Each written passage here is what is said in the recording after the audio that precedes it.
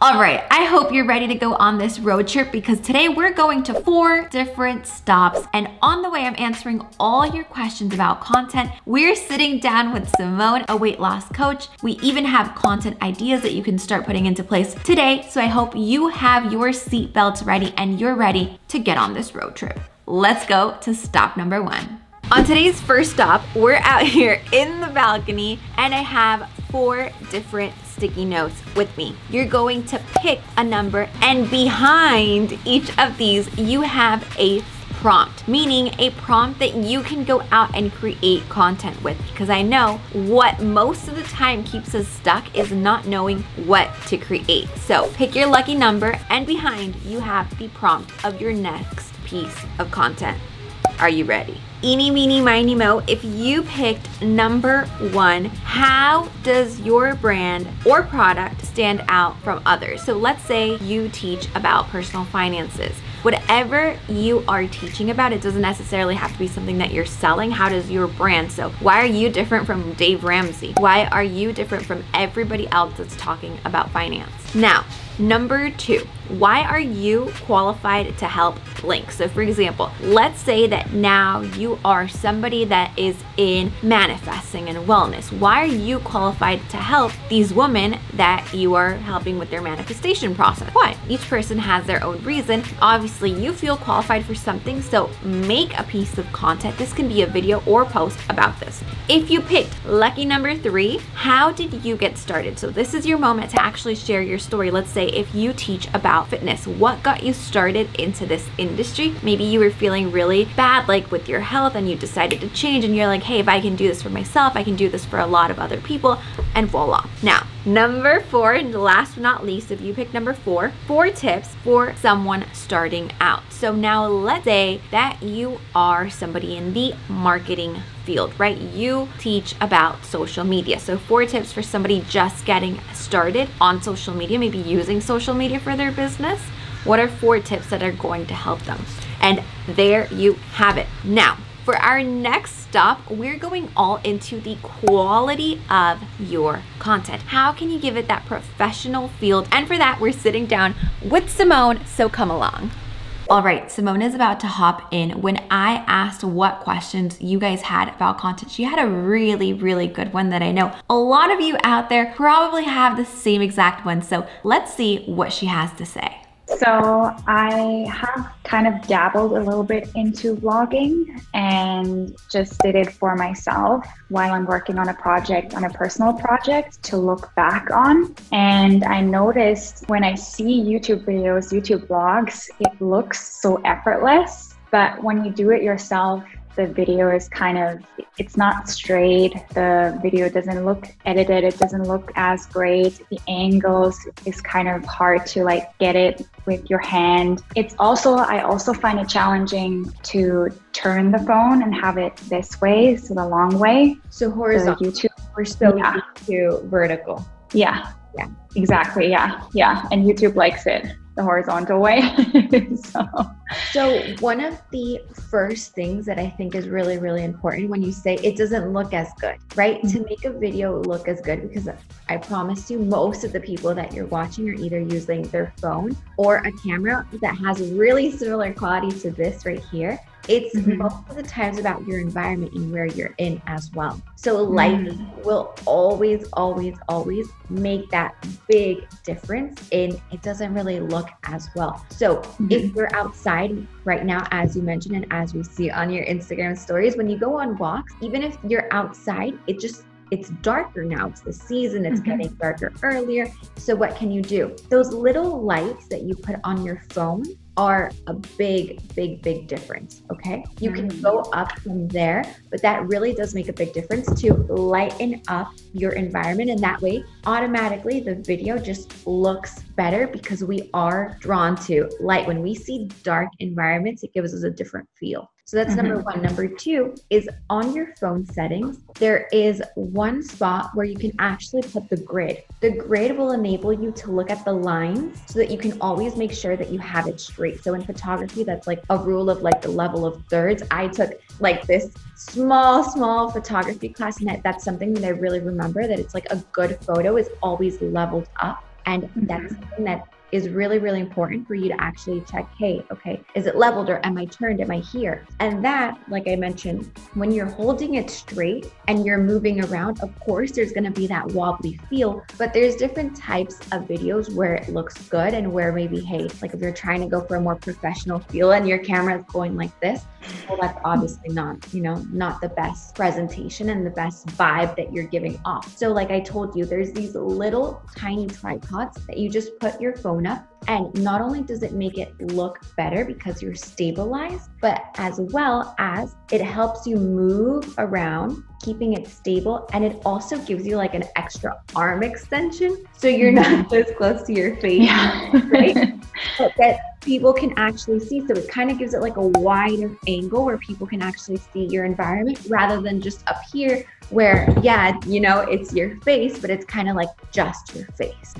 So I think those are some things that you can start to work around with to make it look and feel better. But keep in mind that if you are doing like a vlogging natural thing, that slight movement is okay. If you're doing sitting down, I know if you're doing your workout videos, your yoga, if you're teaching something, then you would want to put it for sure on a tripod. Make sure that you have something more stable, because if people are trying to watch you, right, to work out with you, to do this with you, well, they can't be going like this. Yeah. Great question. Thank you so much.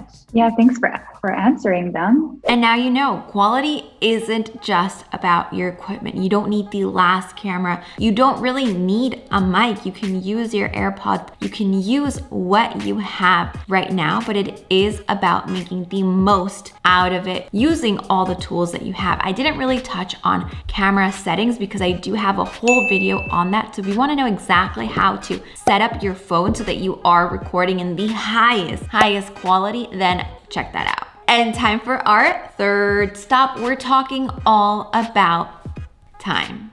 Now, when it comes to time, I want you to have in mind that we all have the same amount of time, and it happens to everyone. It happens to me, it happens to everyone. If you're not making time for something, it's not going to happen. So what I want you to do, pull out your phone, open up your computer, go on your Google Calendar. Google Calendar has literally become my best friend, even though I consider myself to not be a planner. I know back in college, whenever somebody would ask me, hey, like, what are we doing at 3 months down the line? What are we doing for this day? I was like, what? Like, I don't plan ahead. And now look at me, calendar lover, everything is in my calendar. You tell me a date and boom, it gets put on my calendar. Things change. So open up that calendar, and what I want you to see is what day out of the week you can block off to create content. Because if you're not blocking it off in your mind, well, it's not becoming a reality and it's never going to happen. So for me, it's Thursday mornings. Right now, it's Thursday morning, and that's why I'm filming. I know automatically that I have to get ready, that I have to schedule, okay, on Wednesdays, what am I going to record? Like,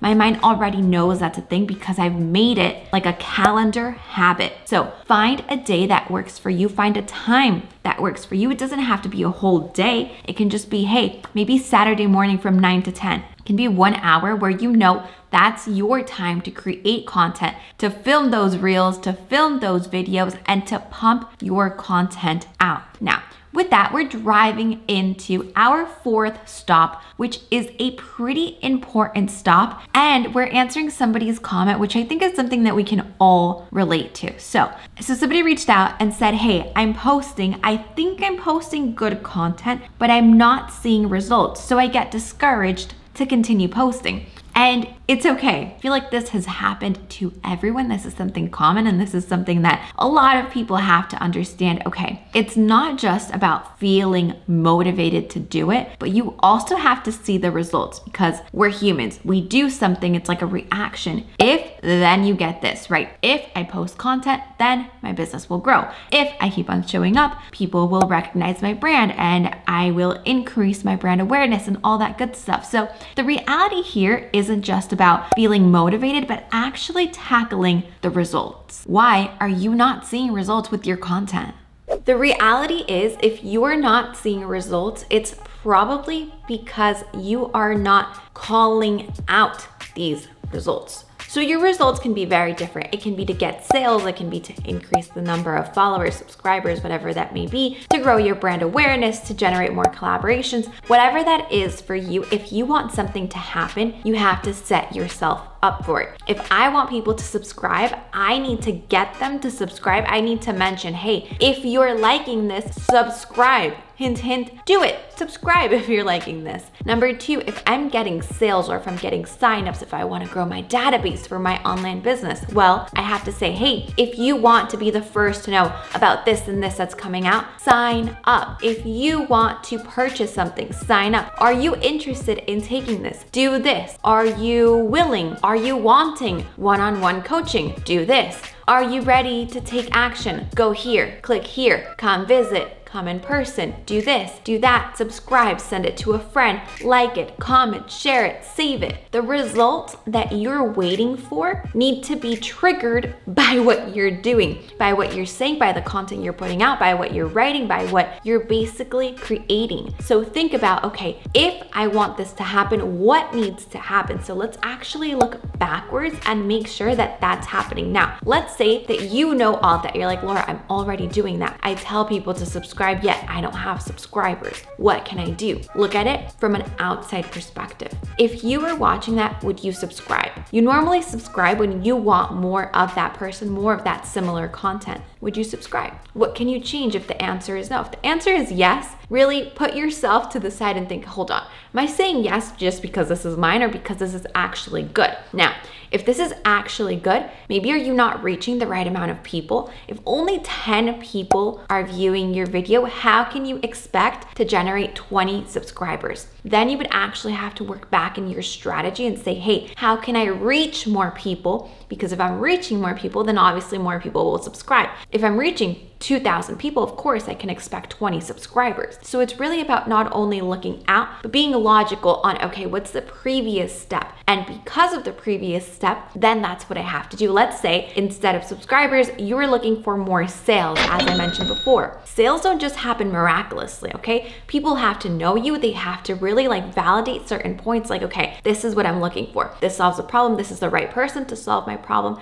This is the right product. This is the right product pricing. And it meets, the criteria that I'm looking for. So let's say that you're only reaching 10 people and you want 10 sales. Well, guess what? What do you think is going to happen? It doesn't work that way. You need to actually reach 1,000 people to get sales because they're going to go down a ladder, okay? And less people go down the ladder because maybe some people really like you, but that product just isn't right for them, or that product price isn't right for them. Or maybe the way that you're selling it or offering it just doesn't convince them, and that's okay. But you actually have to look out to make sure that you're reaching your results using your content. So we just went through this 4-stop road trip where hopefully you got a lot of your questions, struggles, and doubts answered. What's for sure is that content fuels your business, and if you want to make sure that you're growing your business, you need to make sure that your content is completely optimized. So whenever you're feeling like, I just don't know what to do, come back to this video. There's a lot of little nuggets that you might have not picked up at the moment, but you can pick up later on. Or let's say, all right, I'm full of ideas now, it's flowing, the creative juices are going, but then next month you're like, okay, feeling kind of stuck again. What should I do? Come back to this video. It's always going to be here. And that's why I wanted to make you a part of it and actually answer the questions that each of you guys have coming up to your head. So if you have any more questions, all you have to do, send them to me via Instagram so we can touch on them inside another video. And with that, I'll see you right back here on this same exact channel next time.